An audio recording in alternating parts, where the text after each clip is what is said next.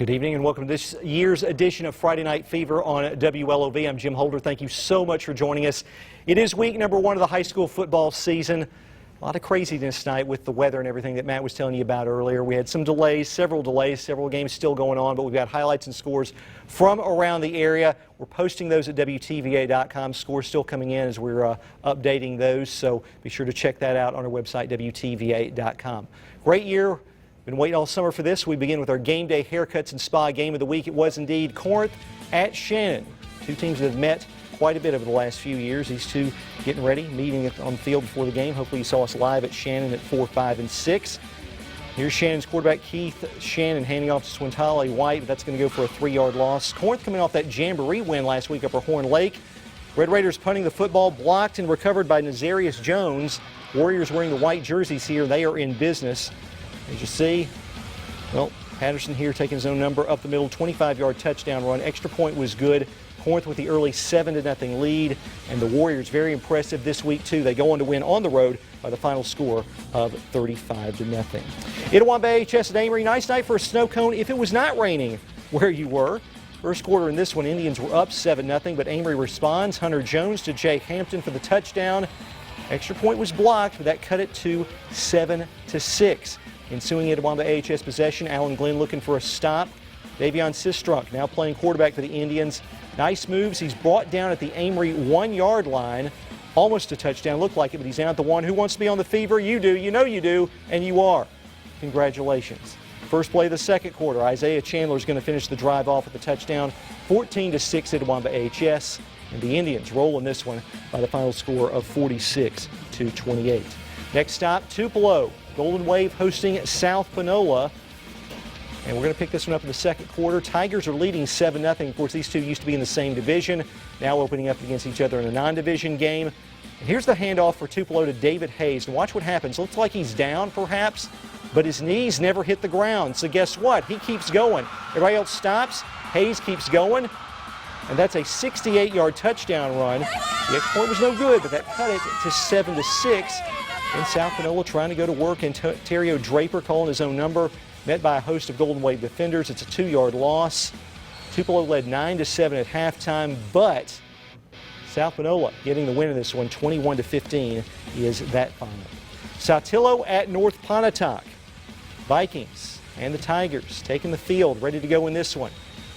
Jake Prather find his receiver. You see a lot of rain, a lot of mud there. Jake Prather find his receiver, Caleb Agnew. He was forced out of bounds. Tigers in the white jerseys trying to move the ball down the field on their opening possession. Tyler Smith brought down a first down as the Tigers are moving the football. Eventually, North Pontotoc would take over. They're moving it a little bit. A lot of newcomers for both teams, a mix of old and young players. Defensive struggle in this one in the end. North Pontotoc getting the win. 7-6 is the final. Pontotoc at Houston. This is one of those games that had a 30-minute lightning delay. Didn't dampen the enthusiasm of the fans. As the Hilltoppers take the field, everybody's fired up, ready to go. Houston cheerleaders were ready. That ball was wet, though. It gets away from the Warriors here in the first quarter. There's a big stop. Cheerleaders like that, what they see for the Hilltoppers. Red Parker is a guy that's been talked about a good bit by Houston in the preseason. He's their sophomore quarterback. Parker doing things here, coming into your living room, 28-yard touchdown. Extra point was no good, but Houston had the early lead, and the Hilltoppers, Red Parker rolling in this one, 26-0 is that final. Another game that had a weather delay. Bruce hosting Nettleton. This was a lightning delay for about an hour. Bruce cheerleaders, though, finding safe cover, getting in there, everybody else kind of waiting around. You know, when you have a delay like this, you got to take some time, do what you can, stay out of it. Our own Evan Hensley made the trek there. This one didn't start until 8 o'clock, and this one's still going, or at least it was. Nettleton had a big lead in this one, and showing you the updated score, Nettleton does win this one when it was finally played at 27-6 is that final. Kossuth at Baldwin. These two teams meeting at midfield. Bearcats dropping down to 1A this year. Kossuth always tough, but after the delay, a 7:30 start. This ball on the punt, snapped over the head of the punter.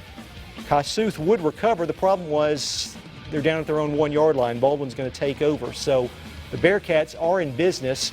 Here's Maddox Ritchie trying to score here, trying to get his team in there, but fourth down play does not work, remains scoreless. So, Kossuth trying to get things going. As you will see, a handoff. Dakota Wilhite will score. Kossuth an early 6-0 lead. They'd also try a field goal later in the half. It was no good. Just went final a few minutes ago. Kossuth getting the win. That was a tight one. Aggies win it 34-33. Okolona at Aberdeen. Chieftains and Bulldogs. Tyler Stevenson picking up some yardage for the Bulldogs early in the first quarter. Then Jonathan Moore carrying the football. 3 minutes left in the second quarter. It's Moore from Moore. He'll score a touchdown for the Bulldogs, and they are on top. Second quarter, Chieftains trying to answer as Nehemiah Jones, yes, we were amazed as well, gets a nice carry. And then the Bulldogs, that drive goes nowhere. The Bulldogs are going to get the ball back. Tay Johnson will pick up 4 yards. Xavier Young will then carry the ball down the field. Bulldogs were up 7 in the second quarter. Chieftains trying to do something. Daquan Johnson trying to get a good return here. Story in this one, though, late. Okolona's Nehemiah Jones injured, a serious injury. Game was called earlier. Thoughts and prayers with Nehemiah Jones. And again, they called it early, and Aberdeen gets the win in this one, 26-0, and certainly hope that young man will be okay. All right, we ask you to vote every week on Instagram for our band and cheerleaders of the week. They come from our game of the week, which was this week, Corinth at Shannon. A lot of you voted. We appreciate that as always. This week's winner is Corinth. We'll hear from the Corinth band in just a minute, but right now the Corinth cheerleaders take us to our first break.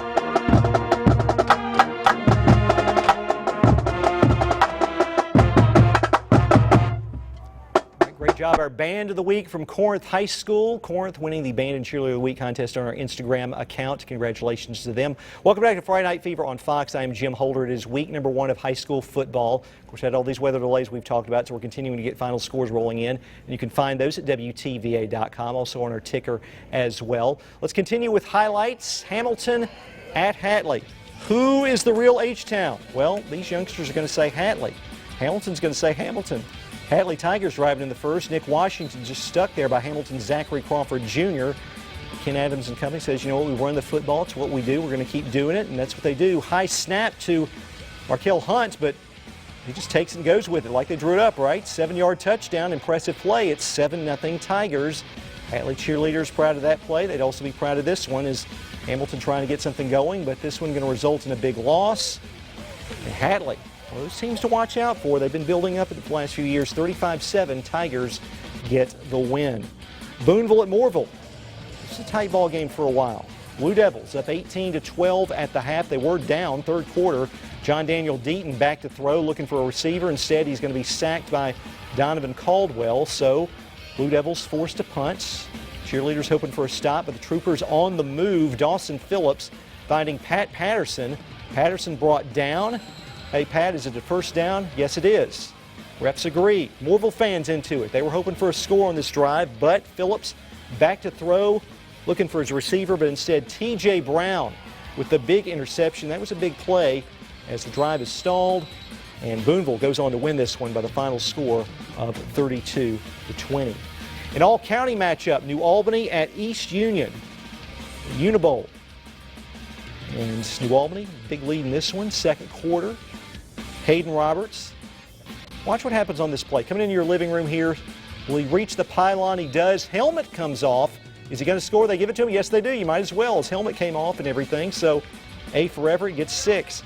Isaiah Cochran here for East Union, 6-yard gain. And then late in the second quarter, Urchins get on the board. Colton Plunk carries it in from 6 yards out. New Albany was up 40-7 at the half. And the Bulldogs go on to win by that 40-7 score. East Webster at South Pontotoc. After the penalty, the ball will be spotted. Tyreek Pittman. As you see, the umbrellas were out because we had some weather delays in this. When you see the rain coming down, Tyreek Pittman getting the carry, making some guys miss. Finally brought down. Then another weather delay. 30 minutes for this one. They'd come back. People were waiting around. They were patient. You got to give them credit. They didn't go home. Third quarter, quarterback Stephen Betts scampering for this first down. It's finally brought down. Later on that drive, Pittman trying to turn the corner. Stopped by the Cougars. That brings up 3rd and long.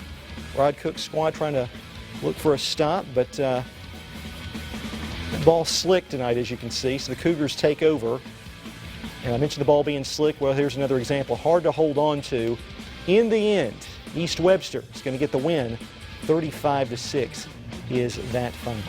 A reminder, we are posting scores at WTVA.com. Our staff has been here doing that as scores continue to roll in throughout the night because we've had some of those late games, but many of them are now final and some are still about to go final. We've got many more highlights and scores when Friday Night Fever on WLOV returns. Stay with us. It is Friday Night Fever on WLOV, Friday Night Fever on Fox. I'm Jim Holder. Thank you so much for joining us. Week number 1 of the high school football season. We're going to continue with highlights. Arguably the biggest matchup of the night across the state was between two teams that are expected to contend for the Class 6A state championship. Starkville and Brandon, they're squaring off tonight, and here we go. And Will Rogers finding Joshua Montague, who will celebrate before he scores, but he gets in there. 15-yard touchdown. Bulldogs on top early. 6 minutes left in the second quarter. 7-all after Keyshawn Lawrence's touchdown. Yellow Jackets right back in it, but then Will Rogers finding Caleb Anderson. Nice strike. 20 yards out. Brandon back on top. Yellow Jackets answering. This kickoff return on the ensuing kickoff, 80-plus yards. Looks like he might score, won't quite make it. Brought down inside the 10-yard line, but that would set up this play. Luke Altmaier finding his receiver to tie the game up at 14 apiece. Now, Brandon, on its next possession, was forced to punt. Ball comes down. Starkville player touches the ball. Richard O'Brien, III, scoops up the ball, takes it to the house, so that's a touchdown for Brandon. But Starkville, not dwelling on the mistake, returns the favor. Kick return touchdown from Joshua Lucius. The whole first half was back and forth, 21-all at halftime. And in the end, it's going to be Brandon getting the win in this one. 27-21 was that final. All right, Oxford hosting Northwest Rankin. Northwest Rankin coached by Toby Collins from the viewing area. Oxford very impressive. Of course, they made the move up to 6A a couple of years ago. Incomplete pass. J.J. Pegues had scored earlier for the Chargers. Here's John Meager being brought down by Lorenzo Jones. And then some cheerleaders excited about that, hoping for more. There's going to be a fumble on the play. Watch what happens right in front of the goal line. A.J. Tolliver will score, and Oxford is putting it on Northwest Rankin at this point. Then Pegues catching the pass from Meager. His second touchdown of the night made it 21-0 Chargers. 7:49 left to go in the second quarter. Students were excited about that because Oxford was just rolling this one. The Chargers might be a force to be reckoned with. They get the win in this one tonight. 43-7 is that final. Myrtle at Vardman, a couple of new coaches in this one. Of course, this one also was delayed by the weather over an hour. Referees waiting on this to start. A.I. Nugent for Myrtle, trying to look for running room, looking for daylight, but he is going to be brought down. Jeremy Smithy trying to get something going for his team. Brendan Pugh, of course, on the other sideline for Vardman. A few plays later, Vardman 3rd and 12. Quarterback calls his number. He will get a first down. And then Myrtle defense tightening up. 5-yard loss on that play. And is that a final yet, folks? Let's see here. Well, no, still going, but Myrtle's got the lead in this one. 34-14 is that score in the fourth quarter. Let's go back to Thursday night. Tishomingo County at TCPS. We picked this one up with the opening kickoff. Tishomingo County receiving. Ashton Dilworth, some nice moves. Follows his blockers. We'll take this return all the way down to the Tupelo Christian Prep 40-yard line. Not long after that, Tishomingo County going to the air. Blake Counts, his pass off the hands of Tyreek Duckett into the hands of John Avery Harrod for the interception, and the Eagles are in business. Later in the first quarter, Kai Holiday to Graham Chrisman, all the way down to the Braves' 1-yard line. Sean Holiday, the head coach, thinking touchdown. Kai Holiday calling his own number on the next play. Makes it 7-0 Eagles. Kai Holiday was celebrating his 17th birthday yesterday. He celebrates in style. Eagles get the ball after an onside kick. The younger Holiday scoring from 6 yards out. Kai Holiday accounting for 404 yards and 6 touchdowns. TCPS getting the win in this one by the final score of 45-17. Eagles looking for a big year. They're in that very tough Division II 1A. They face 4A school last night for the first time, get a win over them, so big win there for TCPS to open up night 1. More scores at WTVA.com. As you saw earlier, Corinth a winner over Shannon in our game of the week, 35-0. Also, South Panola a winner over Tupelo, 21-15. Brandon a winner over Starkville, 27-21, and many, many others. We're going to wrap things up. We've got more at WTVA.com, and we'll wrap things up when we come back. Stay with us. In case you're just walking in the door, we'll recap some of the early highlights for you. Our game day haircuts and spa game of the week. Corinth at Shannon. Teams meeting beforehand on the field. Heath Shannon handing off to Swintali White, but brought down for a 3-yard loss. Corinth, got that win over Horn Lake last week in the Jamboree. Red Raiders punting the football, blocked, recovered by Nazarius Jones. Warriors in those white jerseys. Both teams wearing red and black. Corinth then scoring on the ensuing possession, 25-yard touchdown. Corinth rolls to the win in this one. 35-0 is that final. Itawamba AHS at Amory. A lot of games were delayed by weather, but warm weather there. Good one for a snow cone. First quarter, Indians led 7-0. Amory responding. Hunter Jones to Jay Hampton for the touchdown. Extra point was blocked, and that cut it to 7-6. Ensuing Itawamba AHS possession, Davion Sistrunk playing quarterback now for the Indians, down to the Amory 1-yard line. Looks like he might score, but does not quite get in. That would end the first quarter. Fans fired up about this one, fired up to be on the fever. First play of the second quarter. Here's Isaiah Chandler scoring the touchdown. That made it 14-6 at Itawamba AHS. Indians get the win in this one by the final of 46-28. South Panola at Tupelo. They used to be division rivals. Now Ricky Woods and company in another division. Trent Hammond and company trying to get the upset in this one. This might be the play of the night right here. Tupelo was down 7-0 in the second quarter. David Hayes, watch closely. Looks like he stopped, but his knees never hit the ground. He flips down. Everybody else stops. Hayes does not. And that is a 68-yard touchdown run. Extra point was missed, but that cut it to 7-6. Big, big play. South Panola's Ontario Draper calling his own number, met by a host of Golden Wave players, thrown for a 2-yard loss. Tupelo took a 9-7 lead at the half. In the end, though, South Panola does get the win by the final of 21-15. A lot of games still in progress. Myrtle and Vardman was still one of them. Myrtle had that lead late. Of course, that was one of the many that started late tonight because of the delays. We'll post all these finals, all the scores we get at WTVA.com. It is Friday Night Fever on WLOV. Of course, our show on WTVA airs at 10:13 every Friday night. This show airs at 10:35 every Friday night throughout the high school football season. Busy, busy night, just the start of it. Week number 1, and all these scores, and we'll post these shows as well at WTVA.com. Before we get out of here, we're going to send it to our Band of the Week once again from Corinth High School. They did a great job. They will close this show out for us tonight. For our entire staff here at WTVA, I'm Jim Holder. Have a great night.